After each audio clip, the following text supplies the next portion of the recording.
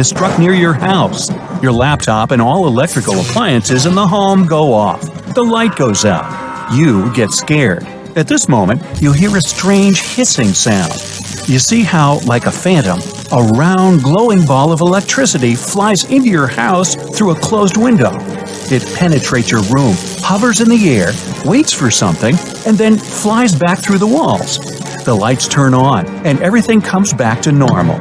You've just seen a real natural phenomenon called ball lightning, and you're fortunate to be alive after meeting it. The first records of ball lightning were made in 1638 in England. Then, a giant glowing ball flew into the church window. Since then, there have been a lot of evidence of how ball lightning got into houses and frightened people.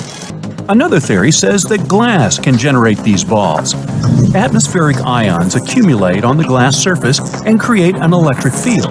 Together with a lightning strike, this field turns into ball lightning. That's why there's so much evidence that the sphere flies into the building through the window. Please close the window. What do you mean, why, Tony? And what if a ball lightning enters the room? I see. Then do as I say, and I'm going to tell you more about this weird phenomenon. A ball lightning is a special kind of lightning. It's basically a fireball floating in the air. It varies from 10 to 20 centimeters in diameter. It can be blue, orange, white, and even black. Usually, ball lightning appears during thunderstorms, but sometimes it can appear during warm weather, and scientists are still arguing about this electrical phenomenon. How, for example, can a ball lightning pass through a small opening and then return to its initial form? Nobody knows. By the way, scientists were pretty skeptical about the existence of ball lightning for quite some time. This changed only in the 19th century, when physicist Francois Arago published a work featuring witness reports. Is about his hobby, which is studying ball lightning. Are any of you familiar with ball lightning? Have you heard of ball lightning? When sometimes lightning comes in a house and it turns from a bolt of lightning, when the lightning beams cross, the lightning turns into a ball, like this. Now, the thing that's really interesting when ball lightning forms is that there are documented stories that people can talk to ball lightning.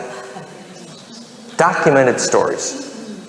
In other words, here's the ball lightning comes in the room, somebody's having telepathy with their ball lightning, and they say, if you can hear me, go over there, and the ball lightning goes over there. And if you can hear me, oh yeah. It's well known that if you're the least bit telepathic or psychic, you can talk to ball lightning. Anybody know why? Why is it that ball lightning is telepathic? Ball lightning is like a photon. It's a donut. And in the center of the donut, there's a convergence place. Harmonic convergence. At the center of the donut, where the plasma converges, it makes a kind of plasma radio. Telepathy. Remember we were talking about Dr. Korotkov from Russia? He was following the Kogi to where they go to make phone calls to their ancestors, the shaman of this South American sacred tribe. And where they go to telephone their ancestors, he measured the electricity of the air, the charge, and he called it fractal air. And what he meant was, electrically, the place where you can telephone your ancestors is a place where charge distribution is perfect. Now, the way he measured that, we have three ways to measure that, but basically, in biologic or living architecture, you need to be able to measure whether the air is fractal. So, here it is. If you put a condenser under a tree, the condenser, the capacitor, in a sacred space under a sacred tree here, the electric field is very able to unpack. Charge distribution is invited. The Ark of the Covenant was a small box that contained the actual 10 Commandments written by the finger of God. The Ark first appeared in the Bible during the time of Moses around 1500 BC, after the Israelites had escaped Egypt through the miraculous parting of the Red Sea. They were led by the mysterious Shekinah glory cloud, which looked like a tornado during the day and a pillar of fire during the night. This glory cloud led the Israelites all the way to Mount Sinai, where God gave them his 10 Commandments, even though there was rebellion brewing in their hearts. It was here on Mount Sinai that God revealed to Moses the detailed description of the Ark of the Covenant. The Ark was to be made of acacia wood and coated entirely with gold. The dimensions were 3.9 feet long and 2.3 feet wide and tall, and along its top edge was a king's crown fashioned in solid gold. There were gold rings with long poles of wood overlaid with gold for transporting the ark. The lid on top of the ark was called the mercy seat, and standing on top were two angelic beings called cherubim, with their wings outstretched, and they faced each other as they looked down at the blood of a sacrifice, which was sprinkled on the top of the lid by the high priest on the Day of Atonement. The cherubim were hammered into shape from one block of solid gold. They had 4 faces as described in Ezekiel's vision in Ezekiel chapter 1, verse 5. They had the face of a lion, the face of an eagle, the face of an ox, and the face of a man. The cherubim were also the same fierce creatures who guarded the entrance to the Garden of Eden after Adam and Eve had sinned. They wielded a flaming sword that turned in all 4 directions. They wielded a flaming sword that turned in all 4 directions. Curious fellow by the name of Mike Markham attempted to build a time machine in the porchway of his home in Stanberry, Missouri. His invention consisted of a mysterious machine with inner workings he had concocted in his mind, all centered around an electrical Jacob's ladder. His device used a modified compact disc laser, which reduced air resistance between the 2 poles, although it included an unusual arc when turning on the device. There was a heat anomaly created, appearing in a circular vortex-like form. After documenting this, he decided to throw a small metal screw at the anomaly to see the effect. He claims that he witnessed the object disappear for about a half a second, then reappeared a few meters away. With the help of donations, his next project was to make a larger, more powerful machine, one capable of allowing himself to attempt a plunge into the anomaly himself. While the original engine ran at a kilowatt, this machine was designed for 3 megawatts. Also, Markham installed a rotating magnetic field, similar to those used by the U.S. military in the Philadelphia experiment. He believed that the rotating magnetic field was more effective and efficient. His undertakings predictably gained public notoriety, and he had appeared in the media discussing his invention and indeed intentions. Art Bell had Mike on twice. In the later interview, Markham claimed to be experimenting with a more sophisticated machine, going on to state that the electromagnetic vortex was now big enough for a man to walk into. Discussions. Yeah. And what is going on here? What we have here at the bottom of this jar is this white powder that's manna. It's the traditional manna, and you can see it kind of, when it forms, it forms as like this conical shape, this mound at the bottom of the jar. And this substance beyond being something that's healing, it's also superconductive. So you can imagine, if you consider the stories of the ark was actually created to hold the manna. And then Solomon's temple was created to hold the ark. So the entire purpose for Solomon's temple was to hold this manna. You know, the manna went in the ark went in the temple. And this manna, being a superconductive substance, when it was put inside the ark, and the ark was basically like a capacitor. An energy source. An energy source. It just issued a tremendous amount of electricity. And this is the reason why nobody could touch it without dying. And this is a manufacturing process, and this is how this was done. And this is it. Yeah. Okay, so again, it's back to the evidence into deep history. And when we mention the manufacturing of this, of the manna in the jar, there's a cone shape at the bottom, but I think it's represented. Josh, if you could, Yes. pull up this image here.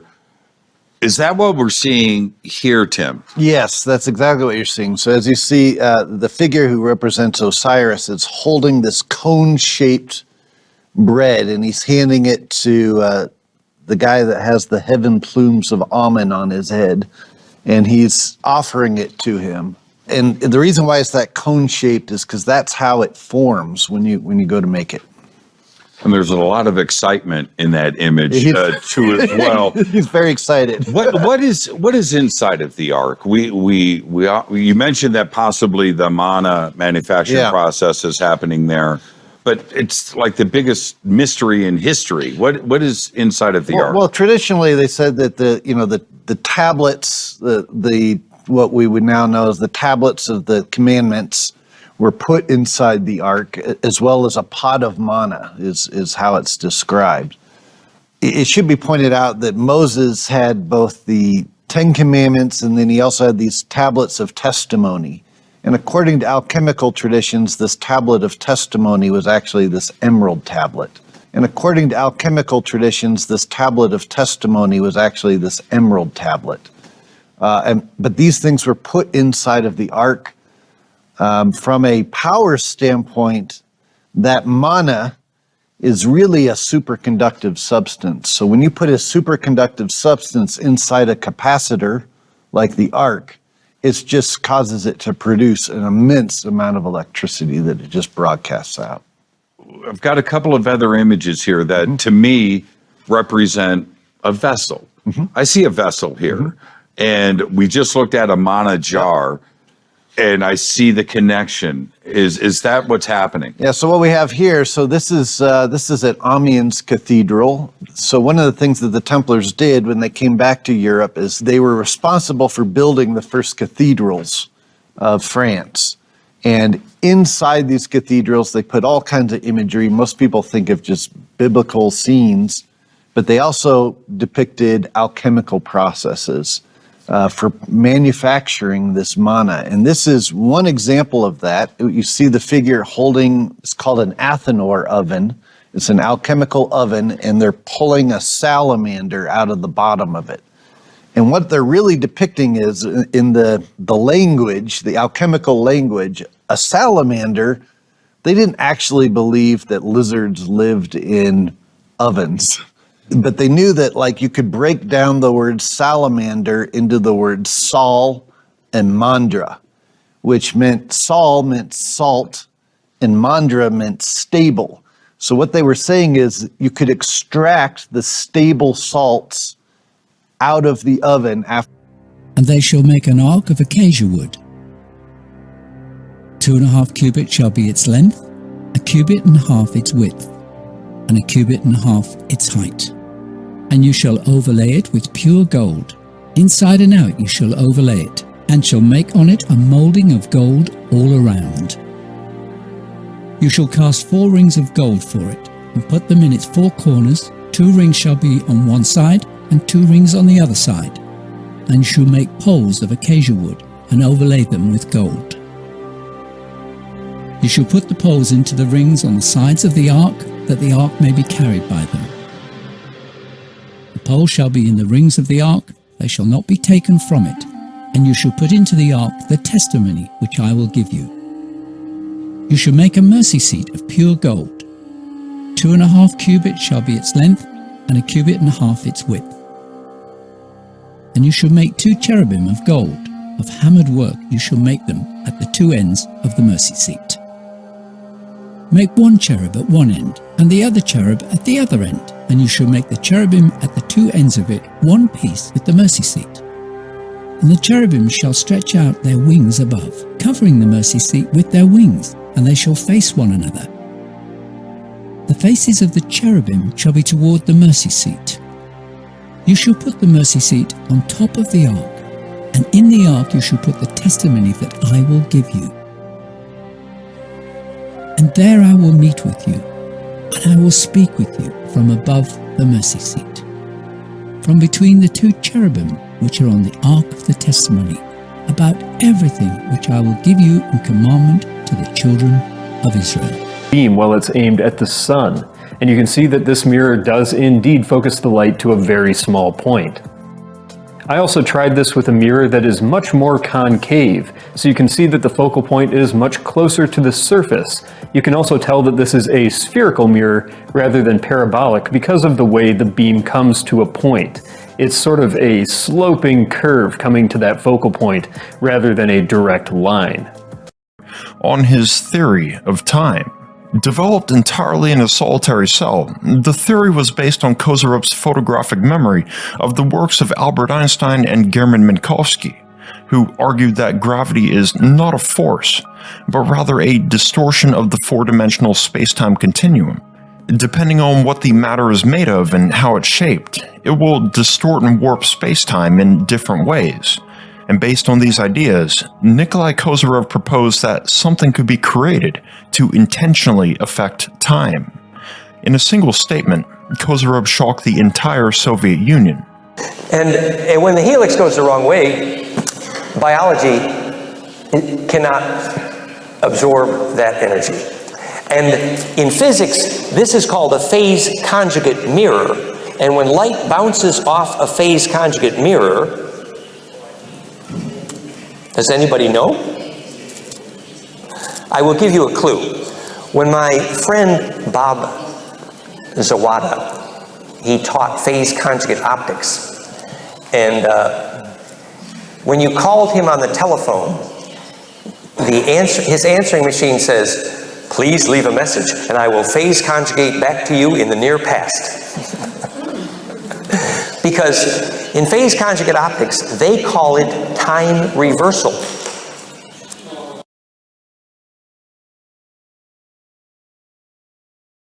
On his theory of time, developed entirely in a solitary cell, the theory was based on Kozyrov's photographic memory of the works of Albert Einstein and German Minkowski, who argued that gravity is not a force, but rather a distortion of the four-dimensional space-time continuum.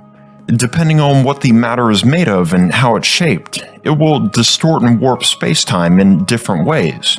And based on these ideas, Nikolai Kozyrov proposed that something could be created to intentionally affect time. In a single statement, Kozyrov shocked the entire Soviet Union. Quote, "A mirror can be made that can bend absolutely anything, including time. Time travel is possible through a mirror." End quote. He wasn't being metaphorical. Nikolai Kozyrov really was serious about using a mirror. And stick with me here as I try my best to explain. To begin, the astrophysicist proposed that light and time aren't so different from one another. Just as light is a type of energy, Kozyrov came to the conclusion that time is a type of energy too. And similarly, with light we can only perceive a fraction of a much larger spectrum. For example, infrared and ultraviolet light are invisible to the naked human eye. And according to Kozyrov, time energy works similarly. The full spectrum of time, the past, present, and future, all exist simultaneously. However, under normal conditions, we can only perceive the present time. And back to the mirrors, a mirror doesn't technically reflect light. It actually bends light and changes its direction due to the material the mirror is made out of and its design. So accordingly, with the right setup, It may be possible to bend and direct time, too. Arcing. This powers the primary energy here, here, and here. It was connected. He's connected. Why have I got this here? Anything can happen, I guess. So you're not concerned then? Well, that'd be fun. What the hell? Why not? You only live once, right? Let her rip.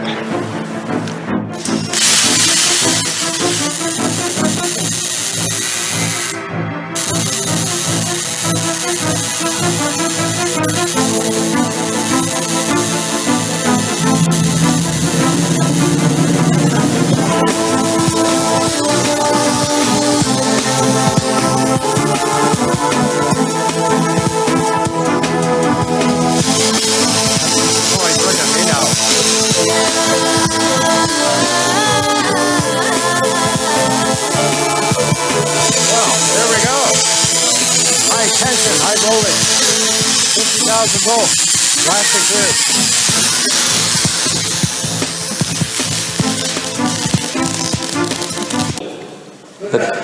The clue to what makes a flame in the mind. Here's the next clue.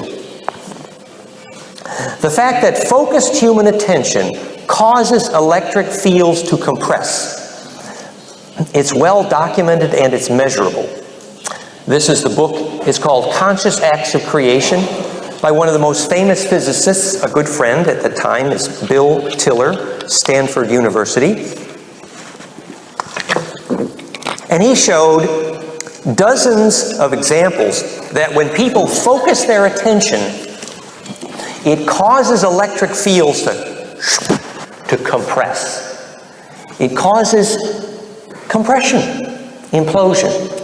Basically, charge is concentrated in the presence of focused human attention. So electrically, we know for sure that when you're about making a flame in your mind, it causes the electric field around you to compress. Now, Bill Tiller never explained how that happens. Our job today is to do that. Now I'm going to give you another clue. There's another famous person. His name is Ingo Swann. My friend Bill Donovan, who's speaking after me today, helped me understand this. I'd like to acknowledge Bill for this part of it. Bill pointed out that when they found out that Ingo Swann, he was a famous psychic, you might have heard of him. He did remote viewing to the backside of the moon and discovered there's some astral parasites there, very messy. But Ingo Swann was famous that when he used his focused attention, call it psychokinesis, that it would restore damaged trypsin enzymes, life. So he could create life with his attention. We can understand how now because the enzymes were restored to life by his attention for the same reason that seeds germinate faster in a compression field. And the way they would meet perfectly is that, and when that happens, it would create a longitudinal wave. And longitudinal waves would enable you to make a flame with your mind. Now, it turns out that there's very few scientists in the world who know how to make longitudinal waves, sadly. It's sad. But compare that image, compare the image we were just looking at about pine cones kissing noses. Compare that to what's called four-wave mixing in phase conjugate optics. It's just, if you arrange for lasers to meet like that, it's called a phase conjugate mirror. You know when Alice was in the looking glass and then she noticed that the milk was not nourishing because when you're in a mirror, supposing you're living inside a mirror, inside a mirror, the helix is going to go the wrong way, isn't it? Well, it turns out that all living proteins have a helix that goes one way only. It's called enantiomorphism. And if the helix goes the wrong way, then your body cannot absorb it. NutraSweet, I think, is an example of a helix that went the wrong way, and so your body doesn't absorb it. Well, when Alice was in the looking glass, she says, "This milk, it's not nourishing." Guess what? She was in a phase conjugate mirror. She was in the mirror, and the helix was going the wrong way, up the down staircase. The sacred ark. He was analyzing the electric field of white gold powder, sometimes called manna or ormes or the spice, monoatomic gold, which later was called Holy Communion in church. He was analyzing the electric field. It turns out that the gold atom in the monoatomic state, the proton, the nuclear symmetry is doing this, and the electron symmetry is doing this. And the gold atom makes an electric field when it's white gold powder that produces gravity. White gold powder has been known to float. And your ancestors were eating the gold, the white gold powder, because they thought it would make them immortal, actually. That's how it became known as Holy Communion. And it was served, by the way, in a pine cone shaped wafer that you can see the carvings at Rennes-le-Château in France of the white gold powder. So Lawrence Gardner, in his book Sacred Ark, is analyzing the electric field, and he decided that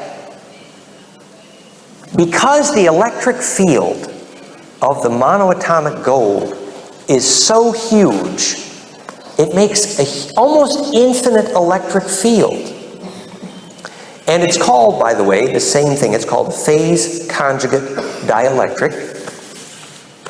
And because that electric field is so big, so perfect, so distributed like a rose. You know the Rose of Sharon in the Jewish tradition? Well, it turns out that in the Hebrew tradition, the name for heaven is called the Plains of Sharon. The Plains of Sharon. And according to his very, very scholarly analysis, the electric definition of the Plains of Sharon, an example of that